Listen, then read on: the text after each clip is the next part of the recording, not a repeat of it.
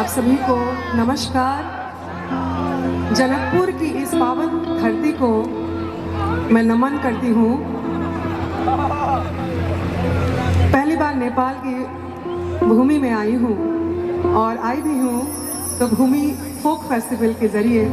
छठ एक ऐसा संस्कृति की है, मुझे पता है आप लोग यहाँ भी बहुत चाव से छठ पूजन को मनाते हैं। आप सभी को, उन महिलाओं को, खासकर माता बहनों को प्रणाम करते हुए मैं छठ से आज शुरुआत करना चाहूँगी।